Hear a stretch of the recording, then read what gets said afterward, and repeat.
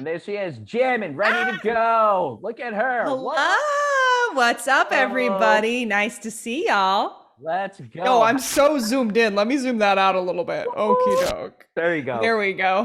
That's so fun. Listen, listen, there's a lot to get to here. First of all, I'm proud of you. I'm stoked. I'm happy. I love the new jam with Lovely and everybody. But before we get to all that, it's good to see you, my friend. Let's go. Let's go. Yes. Oh my God. I caught your intro while I was getting my tech stuff set up, and I heard you say that I'd worked so hard to get to where I'm at. I'm like, wow, that's really true. That feels good to hear someone say that. Yeah. Wow. Yeah. But the thing is, it's true. Like, I've been able to see you in New York City. I remember like it was like a showcase at one of them, just because like word of mouth got around and people were like, check out Tessa. We're all in the industry, so like, you know, word of mouth and stuff like that. But even being able to see like the last time you were here and just like fans knowing the songs and like, you know, you had already won over some and now they're seeing you again for like the second or third time. That's what it's all about. And that was so rad to see. Yeah. Last time I was in New York, I think I only had 2 songs out at that point. So it's like I was playing, you know, a 30-minute or an hour show, depending on what tour that was. Right. But it's like, you know, fans are going so hard for those 2 songs they know. And then it's like 20 to 50 minutes of music they've never heard before. And they're like, cool. Yeah.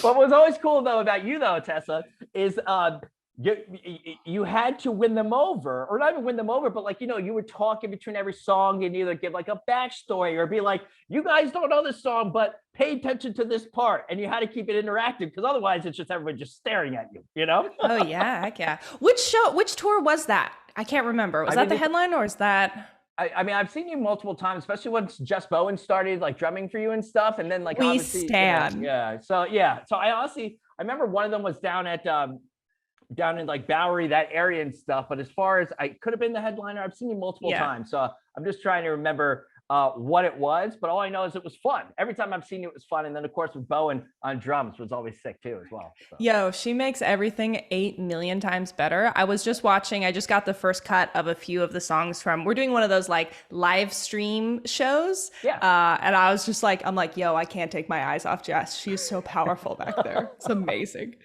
Well, I'm so glad that you guys were able to, you know, come together and all that. And of course, Gabe, I grew up in Jersey. I'm a huge Midtown fan. So Gabe's baby. I love Midtown. All-time favorite band. I've known Gabe since before he was in Midtown. So I was like 10 years old. So it's all full circle here. So fun. I have pictures of Gabe when like he was like back in the day. I'll send them to you. Please show them. I have to see them. Yo, for anyone listening right here, if you don't know, my manager is Gabe Saporta, who you may know from Cobra Starship fame, or you may, if you're punk, you may know from Midtown.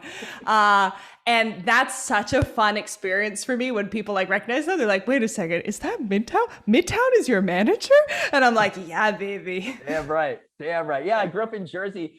Real quick, Heath from Midtown was my guitar teacher because my dad taught Heath in high school. So it all was full circle. So I've known those guys forever. And when he was like telling me about Tessa and stuff and like, you know, all that stuff, I was like, boom. And then I'm so happy and just everything that's been going on. So, but listen, we got a lot of people in the chat room. Anybody who has questions, feel free to join us. And if you're listening to this afterwards on the Gunz Show, which is normally on idobi Radio, Spotify, iTunes, well, you should have been here live with us. Drop me a follow on Twitch and twitch.com/the Gunz Show has Twitch because it's content. Tessa, it's all in the name of content these days. I got to be on YouTube, TikTok, Twitch. I'm gonna lose my mind if one more person says the word content to me. If we are going to devalue, I saw a tweet the other day that was like, the worst thing that ever happened to artists was when people started calling art content. And I'm like, nothing has ever resonated more deeply with me. It's so true, especially during quarantine and stuff, because what artists have had to do is either they went into the studio and like worked on stuff, or they're being like, hey, do something. It's like, well, I don't know what to do. It's a fucking pandemic. Yeah. Like, what am I supposed to do at home? Like, I don't know what to do. But you know, sure.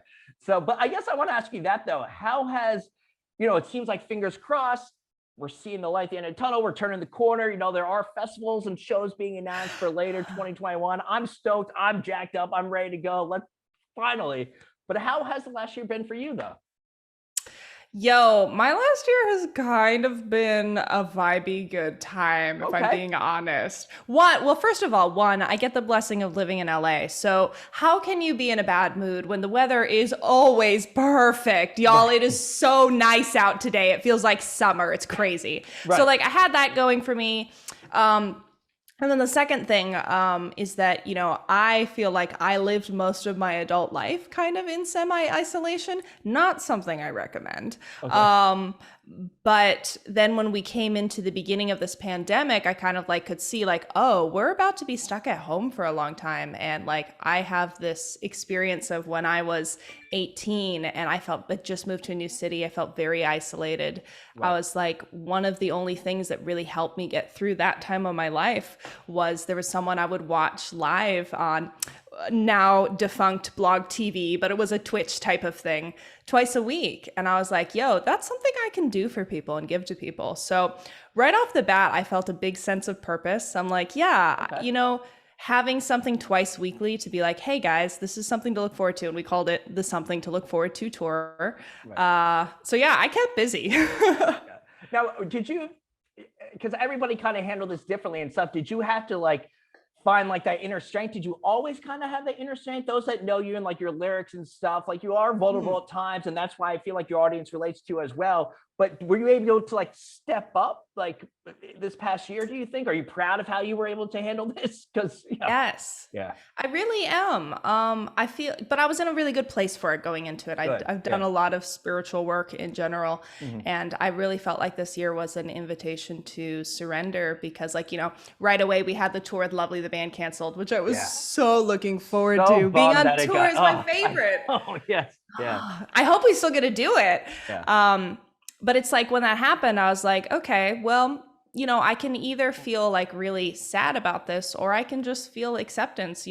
We have this false belief that we are in control of anything when really so much of life is just, random. So Yeah. I'm like, this is what it is. This is what this year will be. Like maybe there's an invitation here for something else that I don't even know that's going to be good.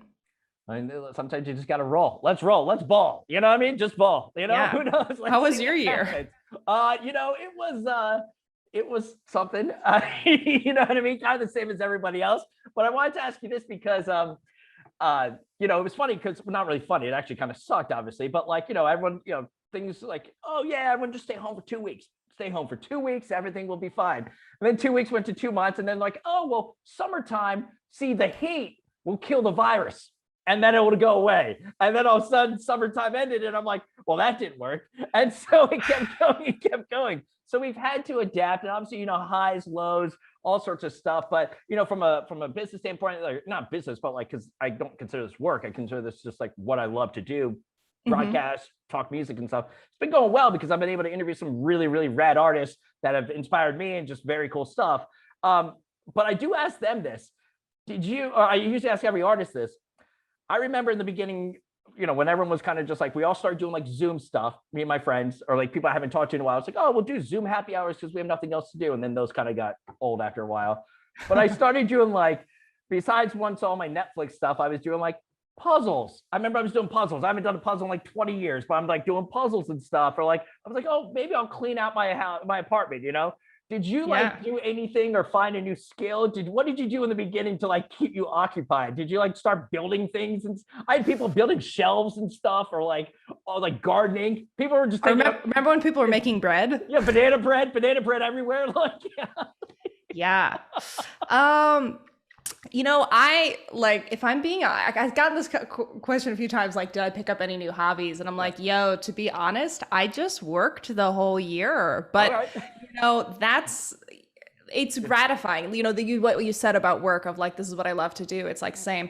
I do feel I got to know my fans in a new way that I never had before. I have this awareness now that I think this is a trap that a lot of like mid to small level artists fall into, that they don't realize that they have a fear around getting to know or being known by their fans, because it's like, well, if they know me too well, what if they decide they don't like me? And I think that really holds people back. And for me this year, I'm like, I'm going to let go of that fear. I'm going to let people get to know me. And I've done a ton of Zooms with a ton of fans all over the city. And it's so funny, you know, now looking back, that fear seems so ridiculous because it's like, you know, often for me, the more you like let people in, the more they like you. And also I've gotten to know like how creative and interesting and funny my fans are. So right. Does that count as a hobby? I mean, listen, it's more like a lifestyle. We've gone from hobby to lifestyle, you know what I mean? And that's so rad because, you know, from the, you know, just the experiences and talking to people about you and just seeing you live and stuff, like what it is straight up with Tessa Violet. And that's why I want you, the viewers and the listeners on Spotify, et cetera, to realize though, is with Tessa Violet, what you see is what you get straight up. There's no bullshit, like no holding back. It's like, boom, like she really comes out as an artist and through the lyrics, as well as just our personality and stuff, like you don't hold back. And I felt like it took maybe a minute together, like through life, you had to get to that point. But now you're there, as you just told us. And that should be commended and respected because there's so much bullshit out there. And it's good to have an artist that isn't one of those people. Let's go. Let's go. Oh my God. Yo, my head is going to be so big by the end of this interview. I'm going to be trapped in this room. Wow. Thank you. Yeah, it's true. You know, I am who I am. Yeah. And that should be commended. And I guess that is kind of interesting though, like the pandemic, it was like, listen, I could just hide back and not do anything, but my fans, my listeners, my audience maybe needs me now. You know, everyone was kind of just dealing with shit mentally or physically or just, emotionally, everything. Like you want to be able to be there for each other, you know, because we're all homies together. We're all friends. Let's go. Yeah, absolutely. Did you, I want to say this as a speaker here with Tessa Violet. If you have any questions, by the way, feel free to ask them in the chat. Of course, drop a follow, the Gunz Show on Twitter. Gunz is my last name. It's with a Z. Y'all, it's the best last name ever. The Gunz Show has Twitch now. Boom. Or perish. Let's go. Yeah, perish. Let's go. I was so excited because I heard about the Lovely song. And I was like, yo, let's go. I love Mitchie. Another Jersey kid. Yes. Used to go to Midtown shows with me. So like no way. Mitchie loved Midtown. My God, that's so good. I didn't know that. We were all that New Jersey pop punk rock scene, and we would go to shows every weekend and see them and like Saves the Day and like the early Newfound Glory days and Starting Line and like the drive-through record bands and all that stuff. Yeah, that's what we did. That's what we did growing up. So yeah, that's incredible. About Midtown as well. But I love Lovely the band. I love Mitchie's voice, and I love just like the whole vibe of that band. And that, you know, I can't wish them enough success because, you know, Mitchie and everybody's so great. But when they paired up with you, I fucking am all about it. I hit up Dennis, their manager. I was texting everybody. I posted it. It's on my Insta stories and all sorts of shit. You guys blended so well when you redid Games. I mean, Games is a jam. Games is a jam. Thank you. Yo, when we got the go ahead for the song, I was like, no fucking way. I'm like, Lovely the band is gonna sing on my song. I couldn't believe it. And when I went into track vocals with Mitchie, first of all, I'm someone who is chronically early, which I know everyone who watches me on Twitch is going to be like, no, you're not. You're late all the time. But for the record, when it comes to business, I am always early. And I got there too early and they were running a little late and they were doing a first time, like a final listen through of their new album. And I was like, is it okay that I'm here for this? Am I going to get to hear this record right now? And it was, I don't know, just a really cool thing to get to sit with them and be like, wow, this sounds amazing. You guys did an incredible job. Congratulations on a new album. Yeah. And then have Mitchie like stand up and like just kill the vocals right away. And I'm like, oh, your voice is so cool. I'm such a fan, you know? It blends so well. You guys like really do a tremendous job. And I also like kind of like the breakdown part at the end. It just really enhances the overall song. It's a straight up vibe. I'm telling you, like, I need that song. It's so great that it came out like now, because as things are opening up, it's like straight up cruising in your car to, you know, jamming out with homies and friends, playing it at the beach, whatever might happen. Like, this is like such a good time for that But I mean, it's an incredible song. It's so fucking catchy too. Let's go, catchy galore. Let's go. Yes, thank you. Yeah. Everybody say a little prayer. We want games featuring Lovely the Band on Alt Radio. Yes. Thank you. I'll make a couple. I know a couple people. I'll make a couple calls. We played here on the Gunz Show on idobi Radio, so you made it that far. If you need to get farther, thank you. Yeah. But that's how long have you known Lovely or Mitchie? Was kind of just like the LA scene, everyone's friends with each other type vibe, or how did it come about? So it came about just through, I was going to go on tour with them, you know, and I knew that was a possibility that tour might happen, but I'm kind of an introvert, to be honest. I don't go out very much. So it's like when that option for the tour came up, I was like, oh my God, is this possible? Could I actually open for Lovely the Band? And then when it happened, it was like, hey, should we release a song together? And I was like, yes, is that a choice? Of course. Oh my God. But yeah, I mean, I feel like I really got to know them through this process, and especially through the music video. Yeah. Which, by the way, music video just dropped. I mean, let's go. I mean, Twilight inspired bass. We got baseball. We got all sorts of great stuff going on. The music video is only going to enhance the song that much better. Great concept. Tell me about this. People freaking out. People loving the music video. Tell us about it, because what a good idea. Yes. So we did I don't know, how much are you on TikTok, Gunz? I mean, I'm on it for the content purposes. So yes, to an extent, yes. Like I have to be on TikTok because I'm on TikTok. I don't fully always understand it though, but I am on TikTok. Yes. So there's been a bit of a like Twilight Renaissance is what it's called. A lot of people being like, yo, was Twilight actually amazing? And it's like, yes, 100. I'm on board for this. You know, well, okay. I think we got a lot of us teenage. Wait, am I allowed to swear on this? Probably not. Say right? Whatever the fuck you want.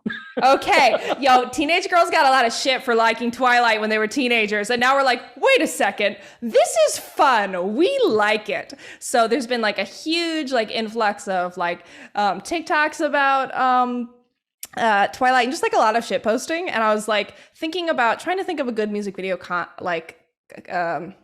I was stuck on the idea of what could a music video be for games, because I don't know, it is such a, you know, the topic matter is so serious and it's kind of, you know, anthemic, and it just felt very obvious to try and do a music video that like feels epic, you know, the way the song does. And just that idea came to me, and I was like, oh my God. And I was like, are we allowed to do that? Can we recreate the Twilight baseball scene shot for shot? I'm like, there's 3 evil vampires that enter. There's 3 people in Lovely. And I hit up Gabe and I was like, I have an idea, and it's going to go one of either 2 ways. Either you're going to love it or you're going to think this is a very bad idea. But what if we remake the scene from Twilight where they play baseball for the game's music video? And he's like, I love it. Boom. And I was like, yes. And then Lovely loved it. And I was like, no way, we're doing it. And our directors, Rochelle and Christina, had already made like a funny kitchen shot for shot remake of it. So they were already huge Twilight fans. All the people you see, all the people that are Team Cullen or Team Violet, is my band, Jess, of course, Dante, and my management, Eleanor, Sydney, and Gabe. The gang's all here, and gang's all here, and that's cool. That I like seeing, because everybody kind of came together, and obviously we're all on board for it. But it's a hit. Like already in the chat room, we've got somebody, Cass, is being like, "Yes, so glad you did it." Honest, yes, Cass, we stand. Like, yep, such a good idea. AJ, all these people are so happy how it came out, and it also shows. You're right. You can have a serious type song, or like lyrically, but also have some fun with it, you know, and jump on a big fad that's going on right now with everybody talking about Twilight once again. It's like, wait, everyone's like back into it now, as you mentioned. Yeah. It's like, is it cool? Like I got made fun of for liking Twilight, but now I'm accepted for liking Twilight. It's like the world. Yeah.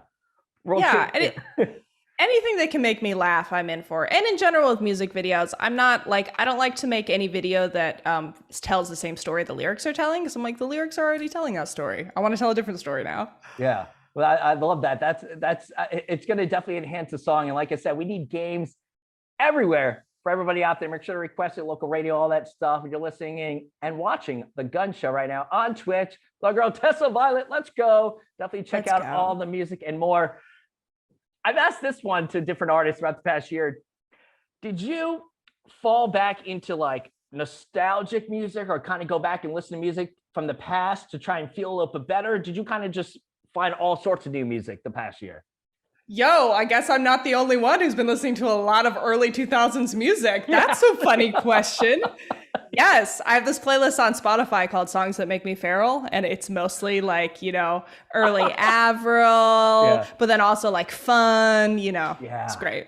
Oh, awesome. That's funny. Is everyone doing that? They must be. I mean, I literally went back. It was funny. I went back to like pop punk, or like you say, like I went back like on an Avril kick, like a Michelle Branch kick. I went back on like, that kind of like 2000s like music.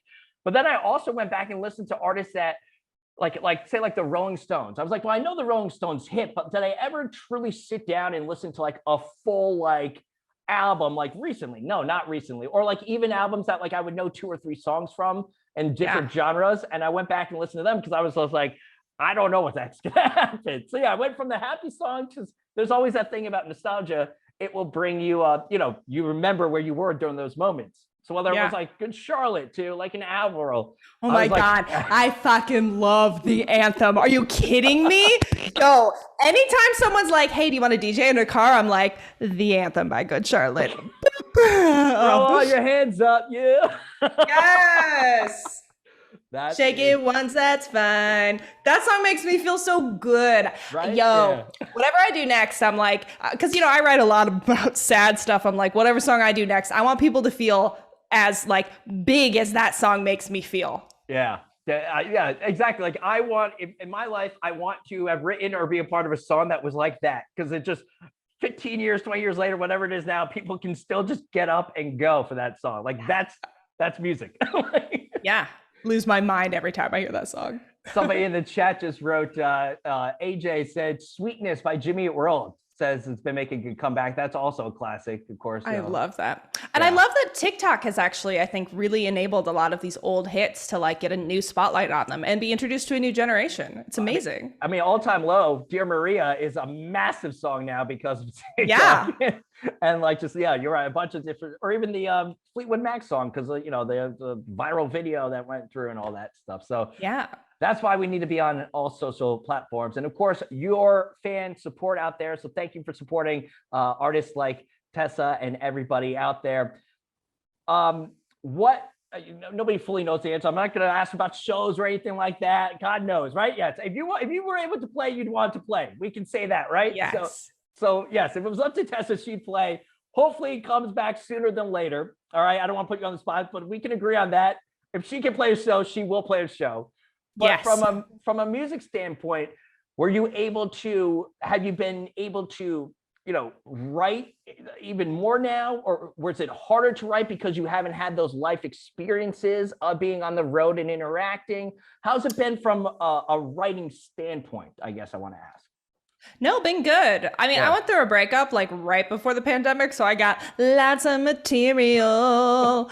And I feel like I've really come into myself this year. So I've been writing a lot of songs too that I'm just like, yeah, fuck yeah, me, So are we like, is this like the fuck the world Tessa that we're going with right now? Or is this like Tessa 2.0? Are we going with the Tessa 2.0, the new era?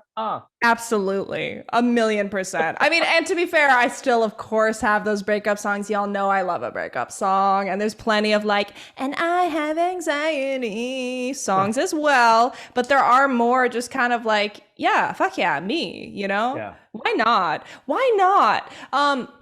My friend Chloe Lilac, who is another amazing, like, kind of grunge pop artist, if you don't know her, she actually might have opened in the New York show.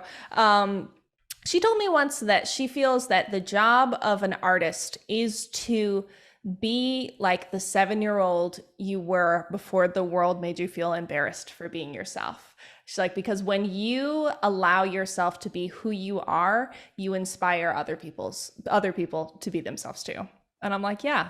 I absolutely buy into that.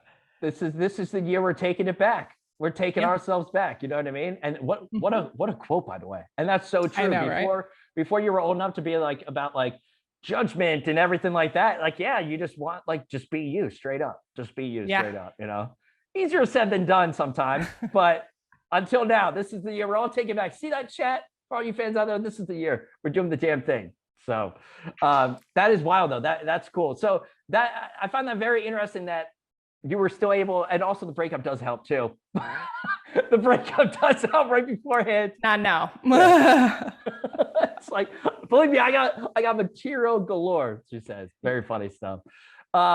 Anything else that you would like to? We got, some people are shouting out. Somebody wanted to know what's going on with the Moment House concert. I don't like anything. Yes, Bad Ideas, the Experience. So that's the live stream I was talking about, which we filmed a couple of weeks ago now, and I just saw the first edit of a few of the songs. Yo, it's so good. I know a lot of artists are doing moment houses, and like live streams and better, and I'm not saying that mine is the coolest one that you've seen, but I am saying that I think it's the coolest one I've seen. Like, it's very good. It's very cool. I wanted to create something that, because instead of trying to be like, let's just broadcast a live show, which is totally fine. But I just felt like, it's not a live show. And part of being at the live show is the energy of being there live. So I'm like, let's blend this experience of what it is to have live music, to be with the band,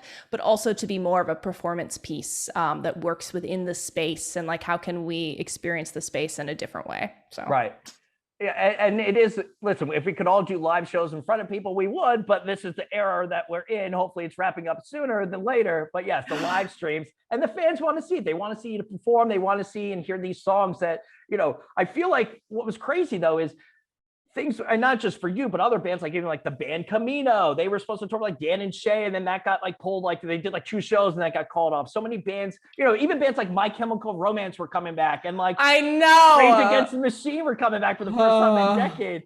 So it's like, but for you, it's like you were buzzing, you were getting like going viral, and like people were buzzing for you, like people are finally coming around on the album and stuff. More people are hearing it. You know what I mean? And then shit, we can't tour on it. You know what I mean? So it's like so close. But now it's not, you don't have to be upset, because it will eventually happen. And, if anything, people have had a full year to even learn more about the music and this next, like I said, Games 2.0 and all that stuff that's going to be happening with you and Tessa and everything, and just that vibe. So for sure. I'm a bigger artist now than I was at the top of the pandemic. So can't wait to go on tour. I'm like, yo, what size venues will I get to play? How exciting. I hope they're big, because, the bigger they are, the more we can put into production. And I love a big production show. Loves the big show. And you can definitely check out the live stream though, as well, to kind of like just get you, get you pumped up, get you excited. Yeah. Tasties. Very cool stuff there. Once again, just congratulations. I'm stoked. So good to see you again and all that stuff. And like, I'm really happy about how Games came out, and just, I think this song needs to be heard everywhere. And it's, I don't want to call it like the song of the summer, because it should go beyond summer, but what a great song to have right now. Gunz, thank you for that glowing review. Thank you so much for having me. I can't wait till I can see you in real life. Yes, let's go back to New York City, baby. Party. Absolutely. Anything else you want to say to some of the, somebody asked your favorite flower? Like, I don't know. Ooh, shoot. I really like daffodils, not just because my hair is yellow. I just think that they're delightful. And follow me at Tessa Violet, everywhere music is found. Stream Games, baby. Add it to your playlists. Stream the shit out of Games and put on every single playlist that and tell all your friends about it. And so good seeing you. I appreciate all of you. Shout out to those that are in the chat joining us. Drop me a follow, twitch.com/The Gunz Show has Twitch, Gunz with a Z. Let's go. Boom. Yes. And of course, all the Spotify, idobi Radio, iTunes listeners as well. Thank you for listening along. And you should be joining us live next time. Working on getting all sorts of great bands coming on the Gunz Show as well next couple of weeks. And hell yeah, listen, rock and roll, stay safe, do the damn thing. We'll check out the live stream, and can't wait for more music as Tessa Violet 2021. Let's go. Let's go, baby.